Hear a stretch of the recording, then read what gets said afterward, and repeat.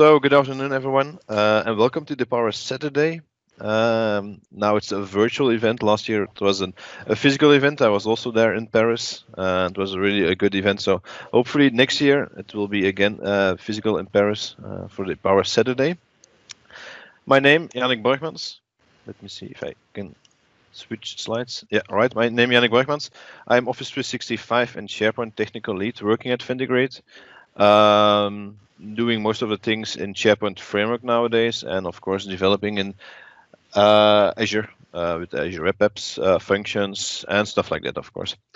If you want to, you can contact me afterwards in LinkedIn, Twitter, or on my blog website, which still needs to be updated, but I'm working on it. So you can contact me on LinkedIn or Twitter, of course. So what we will see today.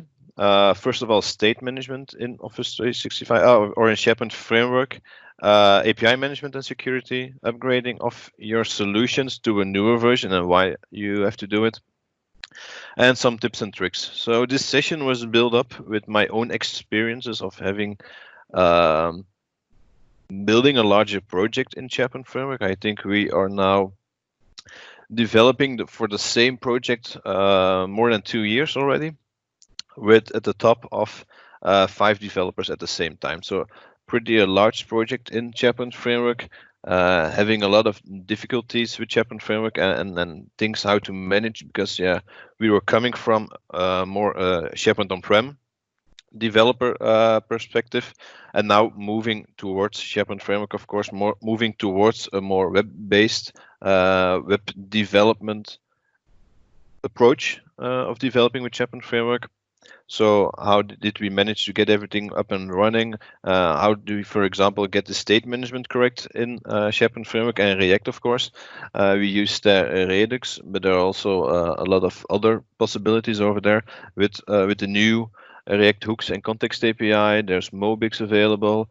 And for smaller projects, it's still the approach of doing out-of-the-box things with React instead of installing a third-party library like Redux, for example.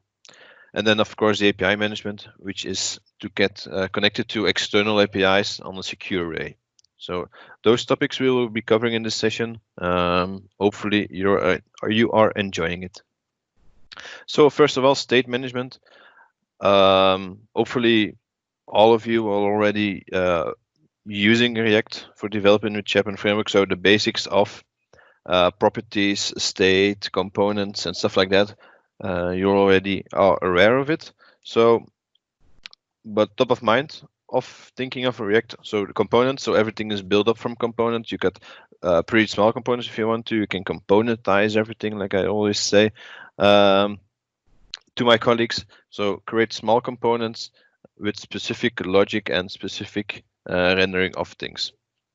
The properties are used to propagate or prop drilling information between multiple components to pass information from a parent component to a child component, and inside of a component you can put things into a state. For example, if you have a form with multiple input fields, text fields, for example, each time you type in a character inside of the text field, you can write that information, that's new information, into the state, and everything will be updated inside of that component. React is using the virtual DOM, so it's only updating the DOM. It's only re-rendering things based upon changes inside of the virtual DOM. So everything is pretty fast to update to, so the performance is really, really good. And it's not only the performance of the application itself, it's also pretty fast to get new things up and running, to get new SharePoint Framework solutions up and running. And it's simple indeed. It's a steep learning curve to get used to developing in SharePoint Framework, and of course to develop in React, especially coming from on-prem development, where we used to simply write JavaScript code, use jQuery, for example, to get things done. And of course the server-side code with the dotted part. So now moving towards React was a bit difficult for some people. For example, my colleagues, but also other people I talked about. But once you get after that, once you get past that first week, it's really easy to get things up and running. So different properties and states, both are used to store data, store information, but properties are read-only. So if you propagate information from a parent to a child, inside the child it's read-only. You can only read the information, you cannot change it, so they cannot be modified. Inside a component, the state can be modified by using this.setState, and changes can be asynchronously. So when calling an API, it can take some time because the API also has to get the information from, for example, an Azure SQL database or somewhere else, or has to do some specific logic to return the data to. So those things do take time, and the information after a couple of seconds, for example, will return to the application, to the SharePoint Framework application. So things are there or async, and you can update the state asynchronously with the new information. If we look into the data flow in React, so this is basic React, let's say.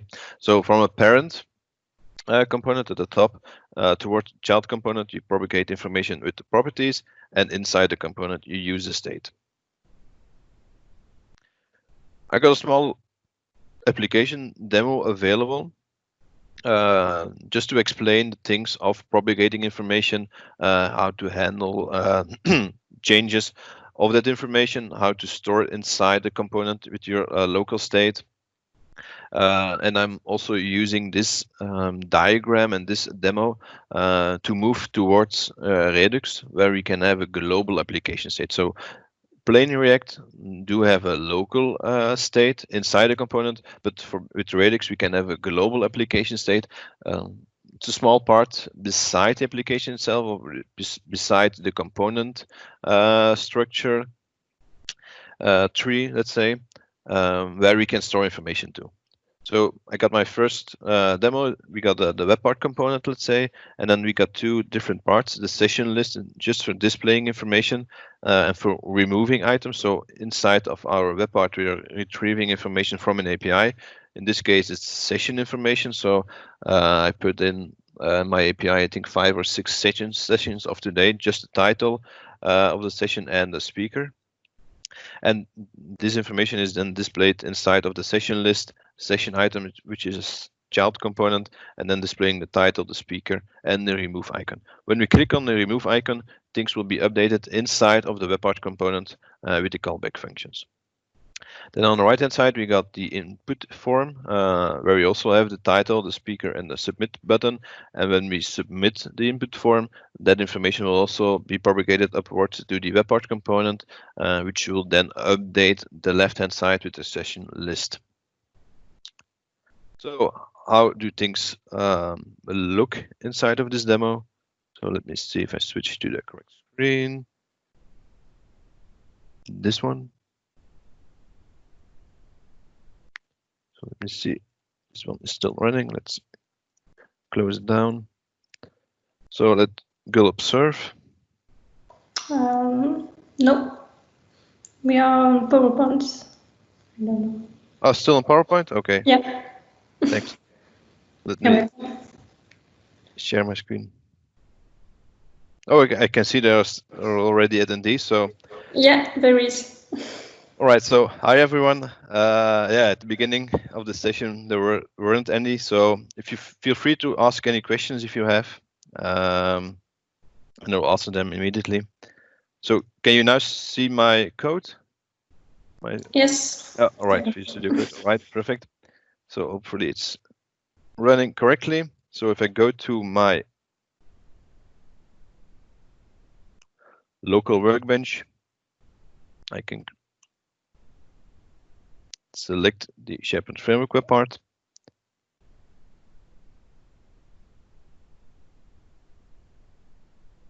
So normally it's connecting to my API, but do take a while, it seems to be. Oh,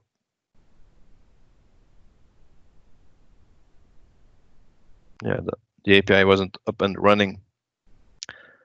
So let's see.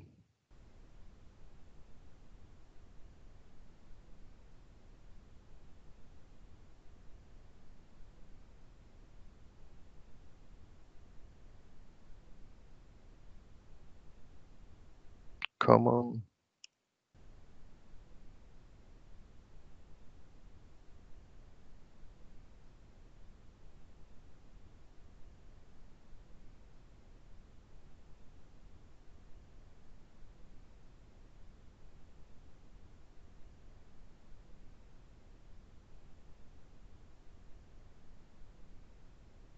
Yeah, all right, now working. So we do have here over here the session list itself. So that was the left-hand side of the diagram, and at the bottom we can add new sessions. So my session was mastering SPFX in larger projects, and my name is Yannick Borgmans.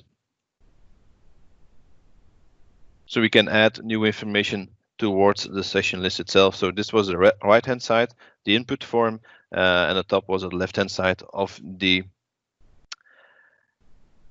diagram of the demo. So how do the code look like?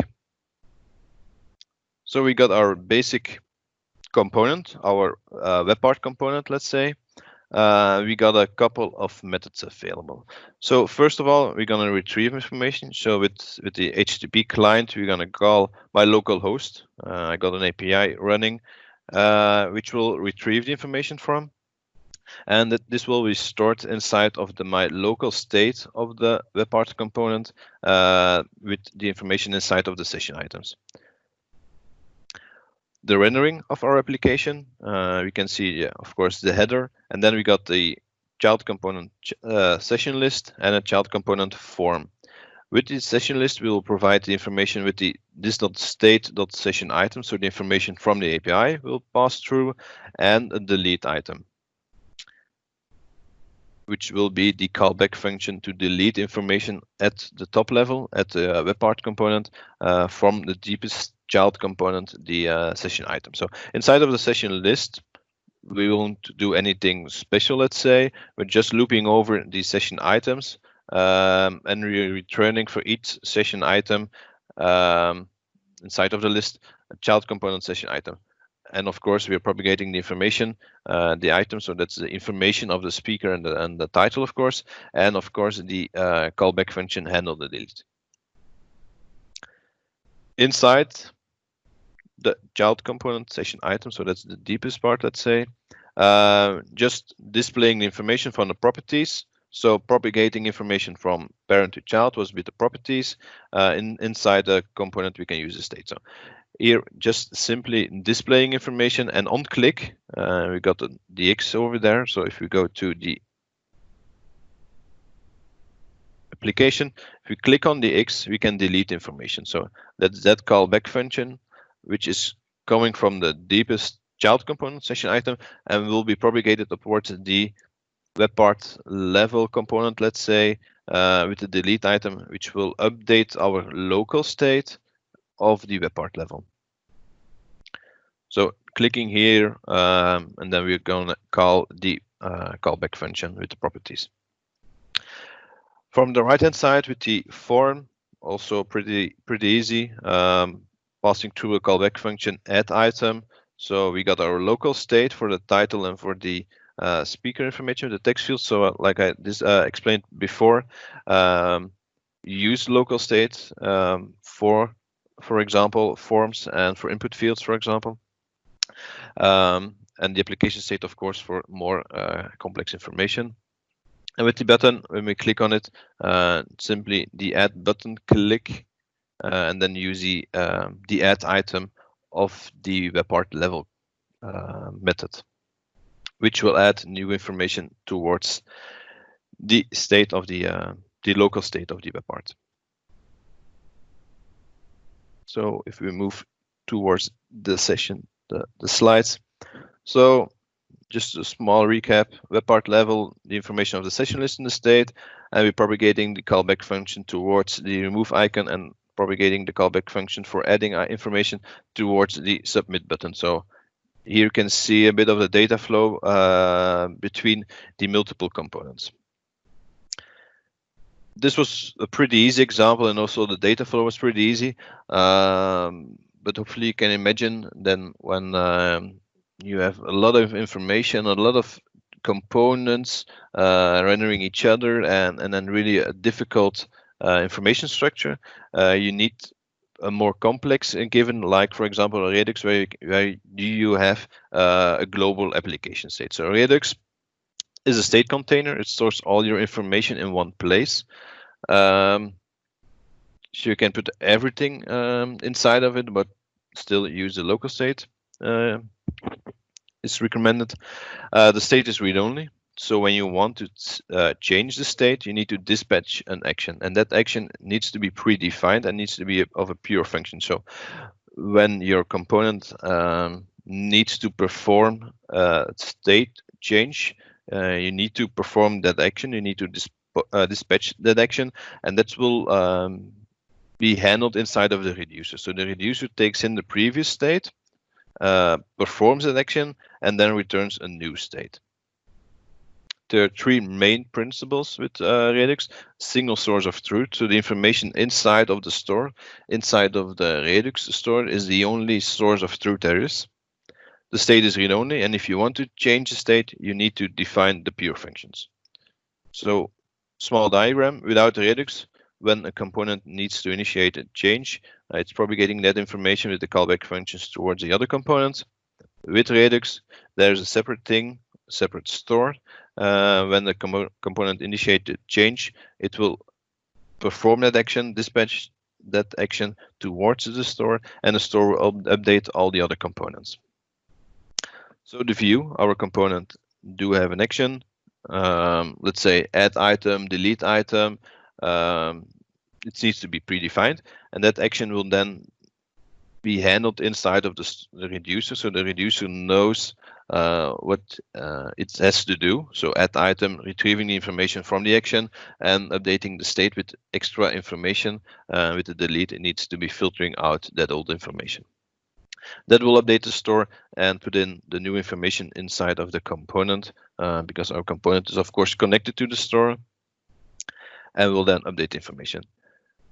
A bit more complex or difficult thing with async calls. So when you need to call, for example, a SharePoint for information or your own external API on Azure, you need to have something like middleware, a dispatcher, which takes in the action. So the initial call, for example, can be an action where we want to have information. So the middleware, the dispatcher, will call the API, wait on the retrieval of information, wait on the API, and then we'll update our reducer and our store. I'm now talking about Redux, which is a very good state library, but there are already other state libraries available, each with their own capabilities and cons and pros, of course. So Redux, Mobix is there also one, Flux, and now I think 2 years ago or last year, React also came up with something on their own, so out of the box, let's say, with React hooks and the context API. But yeah, you have to see which state library you want to use. I now prefer Redux, but I also did some projects with React hooks and the context API. The demo, how did I change everything from our basic example with React towards an example with Redux? Let's close this one.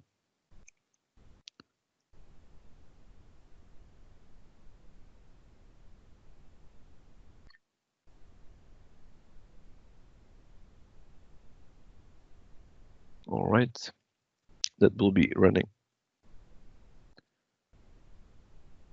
Let's start with the global component. Inside our global component, you can see we don't have any methods anymore available. So the only thing we have is the render method, a render function, which is displaying the header, of course, the session list and the form. As you can see, we're not propagating information from our global component anymore towards the session list and towards the form, and we are also not propagating any callback functions anymore. So inside of a session list, what do we have? Because we need to have some information. You can see here still this.props.session items, so it's basically the same as we previously had with the previous example, but the properties are now filled in with the information from Redux. So we got map state to properties, so map the application state, the global application state, let's say, to the local properties of this component. And what do we have? We got our session items, so we are mapping the state.session items, and the state is the application state, towards the local properties, the local session items. How is everything connected toward the global application state with this single line? So export default connect. So the connect is something of Redux, connecting map state properties and map dispatch properties. Dispatch will be something I will show you with the session items itself. And we are connecting, of course, the session list. So this class, this this Erect component will be then connected with these methods. So inside of the session item, we also have this line of code. So the connect of session item towards the global application state. But now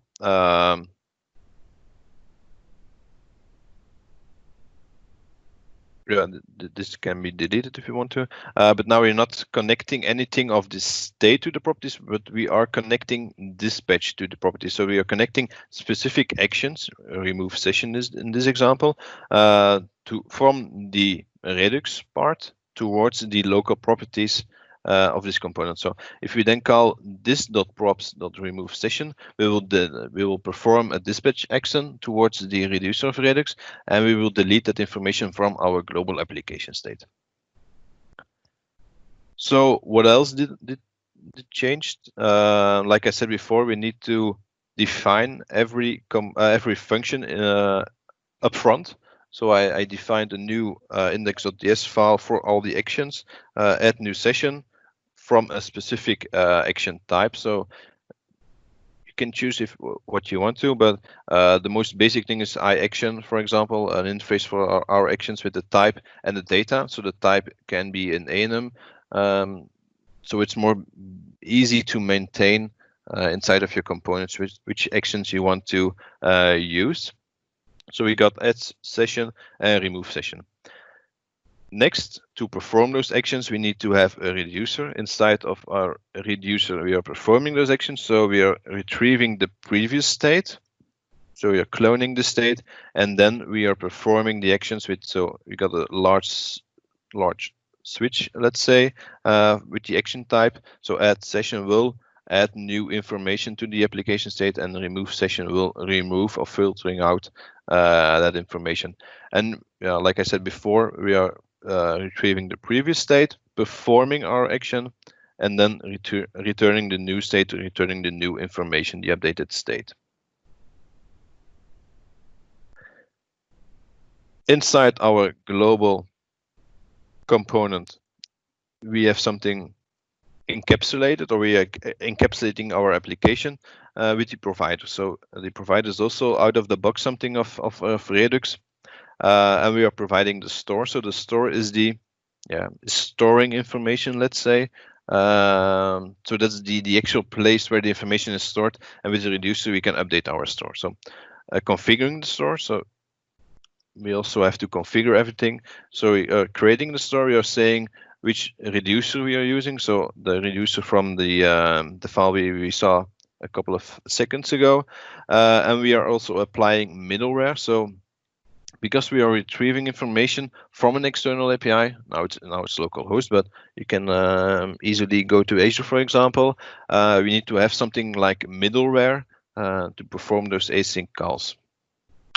The async calls itself, so from our component, we dispatch the get items action. So get items, which is async, as you can see, retrieving information from the API and then adding information towards the global application state with the reducer. So we're dispatching the add new session function towards the reducer.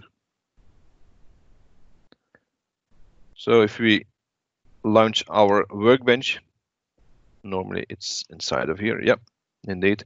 Here you can see everything is also working now with the Redux, so we can delete information and we can add information if you want to.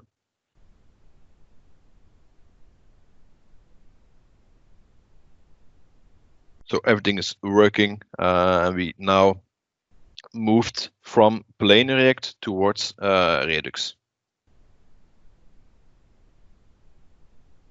So next, API management. So we talked about state management, now API management and security. So with SharePoint Framework, everything is client-side. Everything is living inside of your browser, let's say, inside of your client browser. And we are using the user context. So like everything with SharePoint and Office 365, if your user doesn't have a permission to a specific page or a document, let's say, you can't see it. So that's the same with SharePoint Framework. We're living inside of the user context. So connecting to a document or retrieving a document which you don't have permission to, you can't with SharePoint Framework. So you don't have anything like delegated permissions like on-prem, which you can do in your C# code. There are no long-running operations possible because, yeah, if you do a long-running operation, you click on the close button of your browser, everything is, yeah, can be broken, of course. If you're writing data towards something, you're closing the connection, yeah, you can, yeah, it's really bad to do.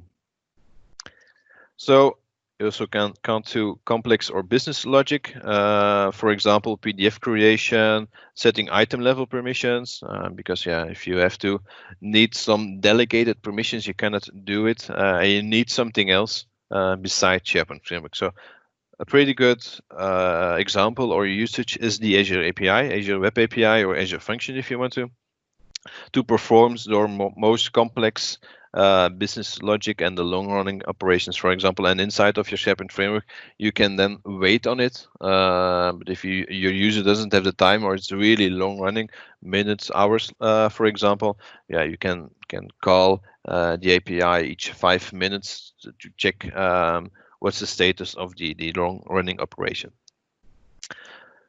So with Azure, we have Azure Active Directory, of course, and we can secure our API, so we can get everything secure. Not allowed people then cannot connect to the API, and only our SharePoint Framework application can connect to it if you want to.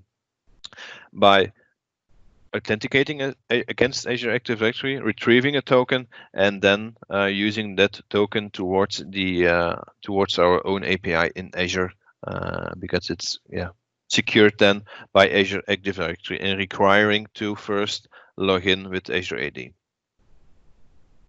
So I got a demo available for that one.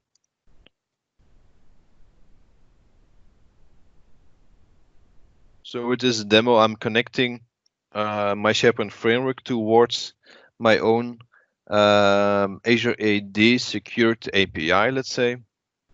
So inside of Azure, let me see if I open the correct tab. So I got my API here available. So if we go to the URL,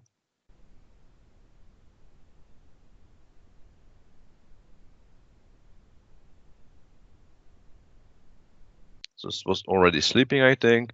If you go to API values, you can see I'm retrieving information, the same information as my local host, but it's now living in Azure.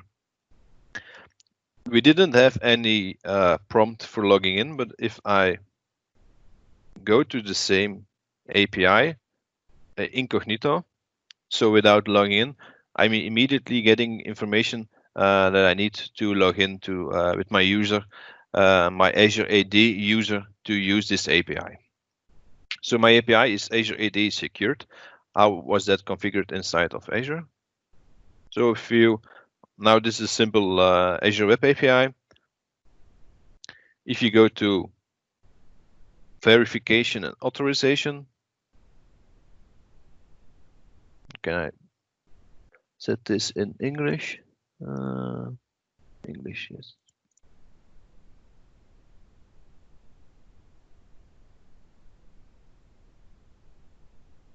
All right, authentication authorization. You can see by default this is off, so app service authentication is off. But if you set it on, you get all this authentication providers. So now Azure AD is configured, but those you can also do Microsoft accounts, Facebook, Google, Twitter. If you really want to, you can also add external authentication providers. So if you then configure Azure AD, you get the option of using off Express. So then it's automatically creating everything for you inside of Azure AD, creating an app registration, setting the correct permissions if you want to, and then you are returning a client ID and a client secret. So you can copy it, but I will delete it after the session, so don't worry. And then, of course, the action to take when request is not authenticated. So when I go with the incognito towards the API, what needs to be done? So log in with Azure AD, or of course, the default thing is allow anonymous requests. So no action is required. So yeah, every request is then accepted from Azure part, let's say. So inside of your application, you can do whatever you want to check if the user authenticated or not. But from Azure configuration, then everything is allowed. Yeah, like I said, you can also use the Microsoft account, Facebook, Google, and stuff like that. So these are the settings, let's say, to configure your Azure Web API to have some authentication layer on top of it. Inside of our SharePoint framework, yeah, of course, we need to connect also to the API, and we need to provide some credentials, or we need to authenticate against to. Out of the box, already available in SharePoint framework is the AAD HTTP client factory. This will give you an AAD HTTP client based upon the ID. So this ID is the Azure AD app registration. So when configuring everything, we got the client ID over here. So this client ID needs to be provided over here with the get client. Then if we get the client, the AAD HTTP client, we perform our basic HTTP call towards our API. So just simply get with the configurations v1, and then we're returning that information. So if we go to, normally I have my, let me delete this one, online workbench, so not the local workbench anymore. I'm connecting to the online workbench. Hopefully, yes, indeed. And normally, yeah, indeed, we can see inside of our console, just simply putting everything inside of the console instead of returning some HTML code. We can see inside of this, we are getting information from our API. So meaning that this browser is authenticated with Azure AD for this specific user. So everything was done behind the scenes. So the end user didn't have a prompt to authenticate to. Everything was behind the scenes, out of the box with SharePoint framework. So it's pretty easy to set up, just a simple clicks, and it's also pretty easy inside of your SharePoint framework code to get the security up and running, to get everything secured and connected with each other. So really a good thing to use inside, of course, also larger projects to secure everything, let's say. Upgrading with larger projects, meaning that it do take a while between the beginning of the project and of course the end. If there's a end, it can take a couple of years, and within those couple of years, of course, there are new versions available with SharePoint framework. So like I said before, we started more than 2 years ago with our project, and yeah, that was pretty much the beginning of SharePoint framework. There were already a couple of versions available, but not, for example, this AAD HTTP client that wasn't available. So we have to do everything by ourselves with ADL, for example, to get everything secured. So those new capabilities we did want to have it inside of our project, so we have to upgrade our SharePoint Framework version of our web part to the newer one. So why using the new features? Application page connected web part. So of course, a couple of versions ago, we got the capability of connecting multiple web parts with each other. Teams development, of course, React TypeScript.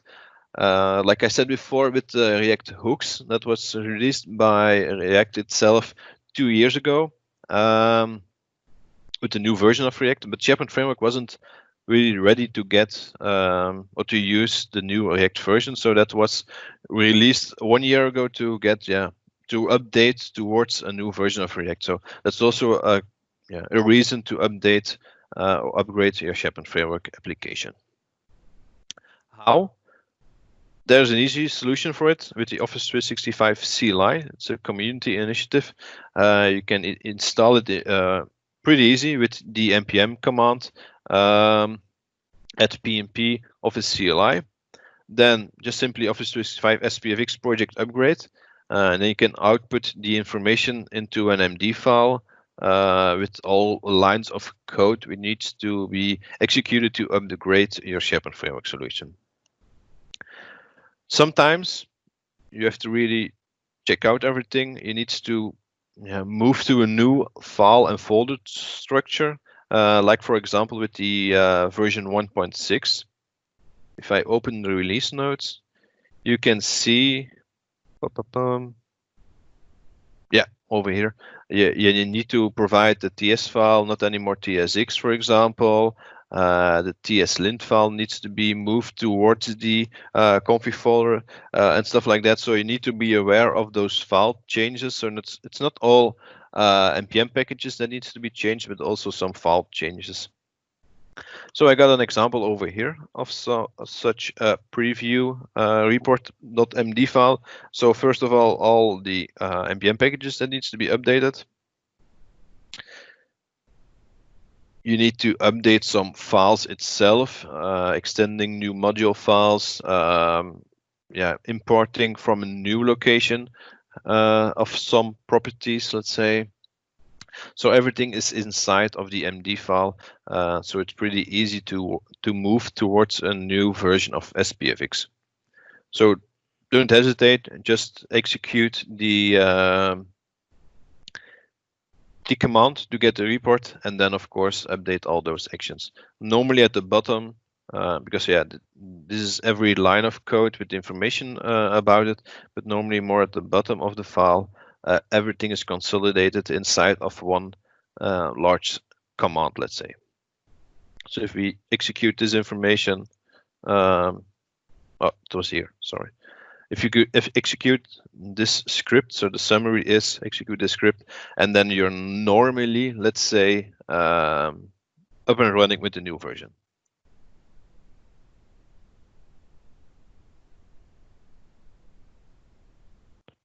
All right, the last part of this session, I got a couple of minutes left, I'd see. Some tips and tricks we got with the larger project. Debug in production.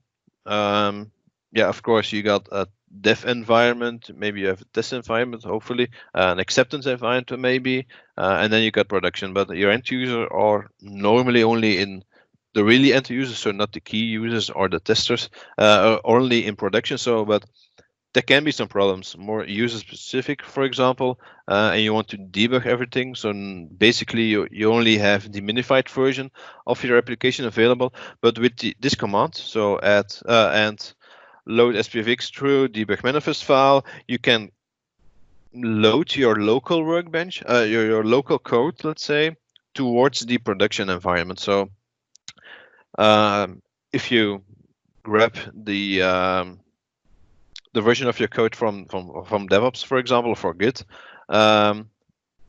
you do gulp serve. First of all, gulp clean, gulp serve no browser, and then paste this URL parameters at the end of the URL, and then click on confirm to load debug scripts. You're running your local code inside of the production environment, and you can more easily debug the problems your end users have.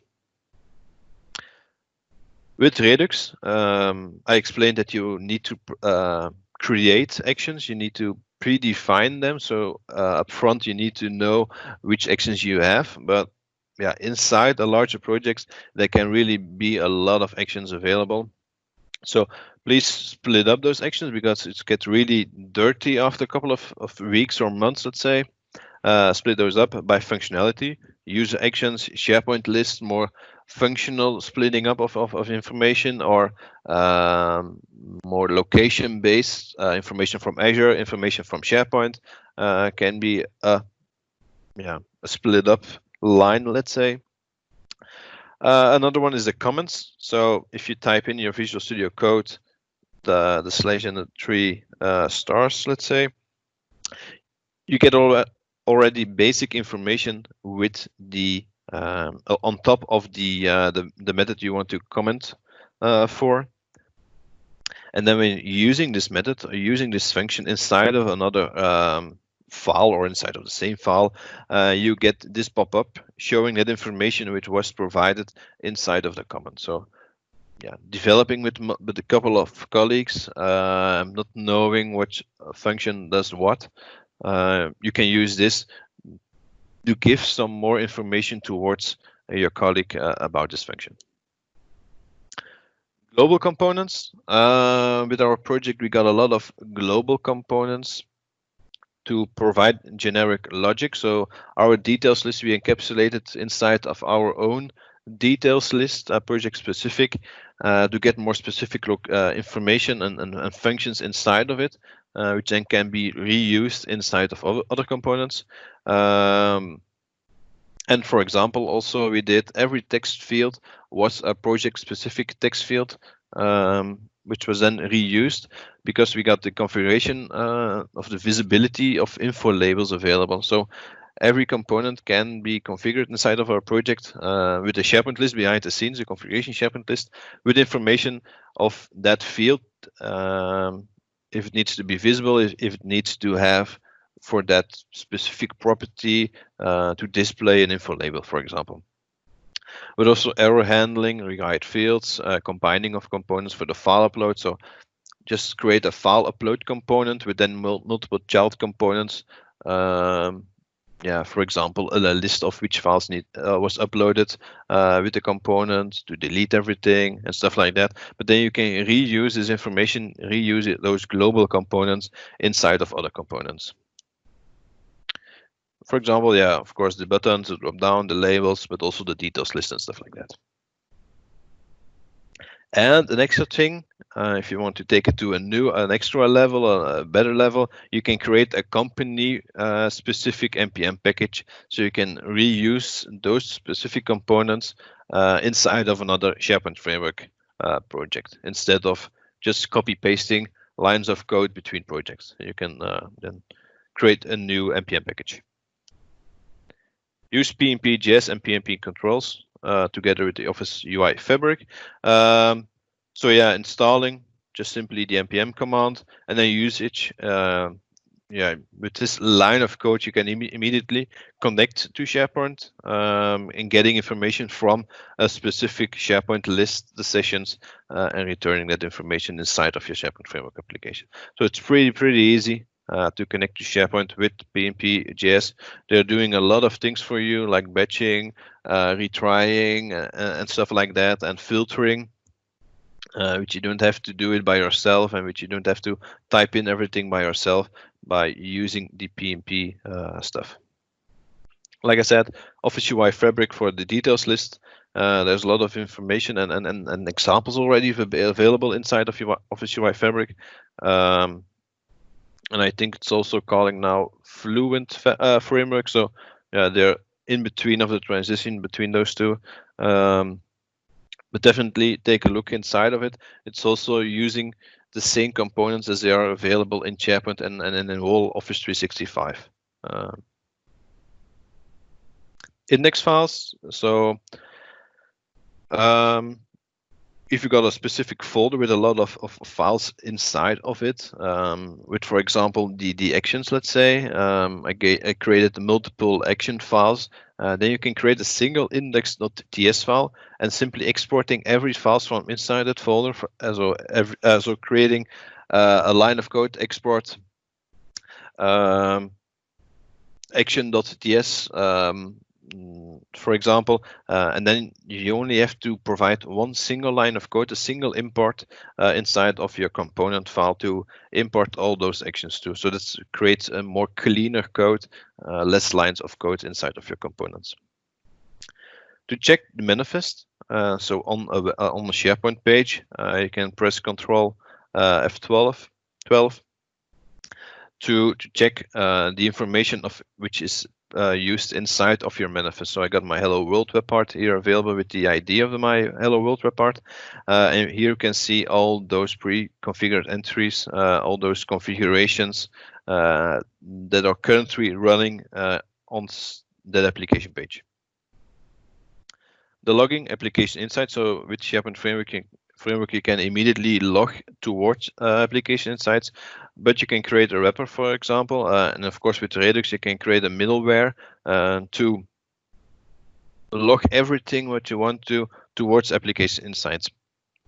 And a small hint or a tip, the debug level, so verbose information, warnings, errors, for example, the console, put it inside of the property pane. So when there are really issues inside of production, you can immediately edit the page, edit the web part, and change the debug level inside of the property pane, so you get more information inside of your console or inside application insights.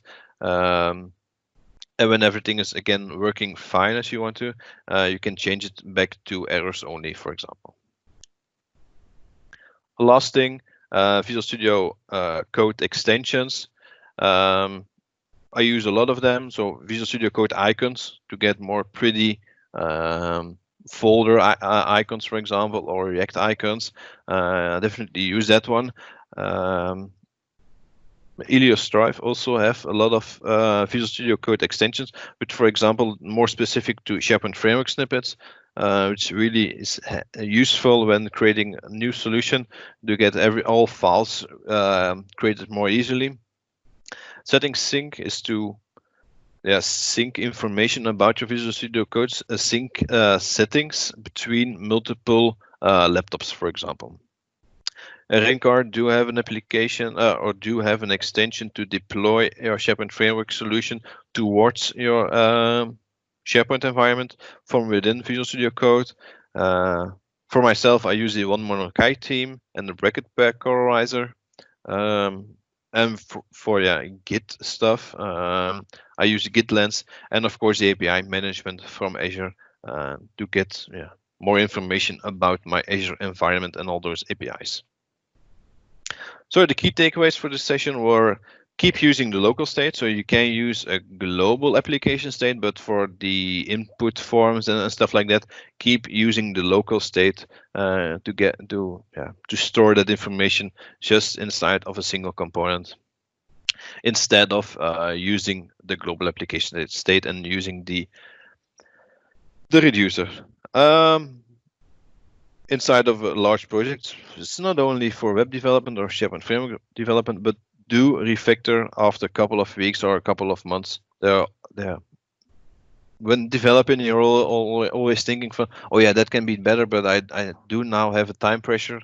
I will do it later on, but we'll always say later on. But do some time planning to say each month we will do two days refactoring, which we wanted to do previously. Then, like I said, the general components, so create more company-wide components, componify everything. So that's the thing of creating small components, and of course keep learning, keep up to date with the new capabilities of React, keep up to date with the new capabilities of SharePoint Framework. So keep learning with all those new capabilities. So that was my session. Thank you very much. Merci beaucoup, tout le monde. To join my session. Hopefully you learn a lot of things which you can use inside of your own SharePoint Framework application and own projects. And if you do have some questions, feel free to ask. I didn't saw anything popping up, but you're free to ask any questions if you want to. Thank you, Yannick, for your session. You're welcome. You're welcome. Maybe Javel has a question for you. Adrien? No. All right. Thank you very much, everyone.